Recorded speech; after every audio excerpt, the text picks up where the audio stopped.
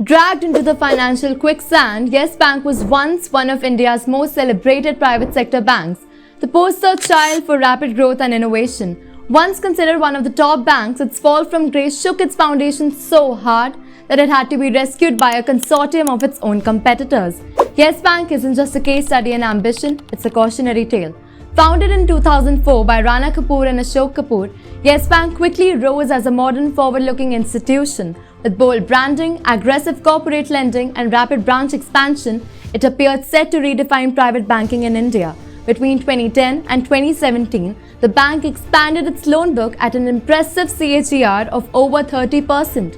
By FY18, it reported a net profit exceeding Rs 4,200 crore and a return on assets close to 1.5%.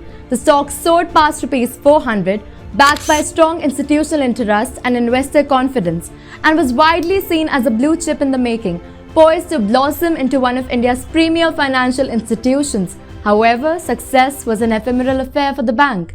Yes Bank had built its loan books on the shoulders of high-risk corporate borrowers, names like DHFL, IL&FS, Jet Airways, and the SL Group.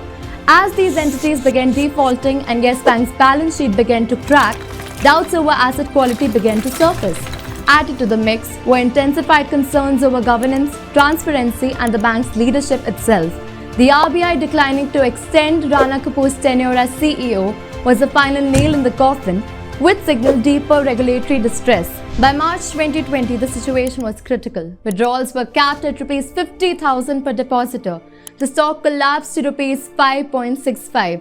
Confidence, both public and institutional, obviously evaporated. The bank could no longer be concerned about growth or profitability. Its main focus shifted to survival, something which came in the form of the most dramatic and extraordinary rescue in the history of Indian finance.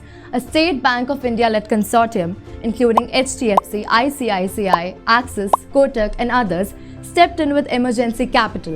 The RBI replaced the board, instituted structural reforms, and oversaw a broad cleanup. Rana Kapoor was arrested on charges of money laundering, and former SBI veteran Prashant Kumar was appointed CEO to stabilize operations. The bleeding stopped, but the recovery had only just begun. Today, Yes Bank is on a comparatively more stable footing, but it's far from a full turnaround. In FY24, Yes Bank reported a net profit of Rs 1,285 crore. For FY25 so far, net profit has already reached Rs 2,447 crore, reflecting strong earnings momentum. The trailing 12-month, that is the TTM net revenue, stands at Rs 2,739 crore. Asset quality continues to improve, with gross NPAs declining to 1.6%, while the CASA ratio has inched up to 32.8%. Advances have grown to Rs 2.42 lakh crore, indicating a steady expansion in the bank's loan book. Yet, despite these operational gains, investor sentiment remains cautious. Over the last year, the stock has declined by around 25%, reflecting renewed skepticism and the market's wait-and-watch approach. So while Yes Bank is no longer in crisis, it still has a considerable gap to bridge.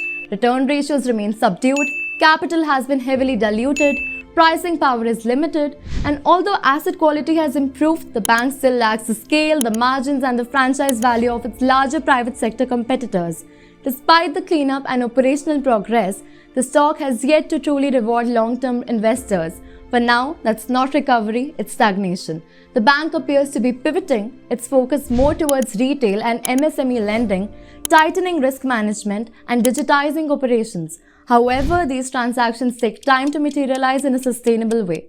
So, what's the verdict? Yes Bank is not a growth story, not yet. It's a turnaround bet with high risks and high uncertainty. There is upside potential, especially as margins stabilize, but it is still a speculative stock with high execution risk and highly competitive intensity. And once you've lost credibility, it's not possible to regain it completely. If you're looking at Yes Bank as an investment, be clear as to what you are investing in. It's not a compounder, it's not a defensive stock, and it's not fundamentally strong. It's a high-risk, high-volatility stock. Only invest if you understand the risks. It's work in progress, and while the crisis may be over, the recovery still has a long way to go. If you like this breakdown of Yes Bank, don't forget to like, share, and subscribe to Trade Genie. And if you're looking for a clean modern platform for trading, check out Cube Plus. Thanks for watching. Investments in the securities market are subject to market risk. Read all the related documents carefully before investing. The securities are quoted as an example and not as a recommendation.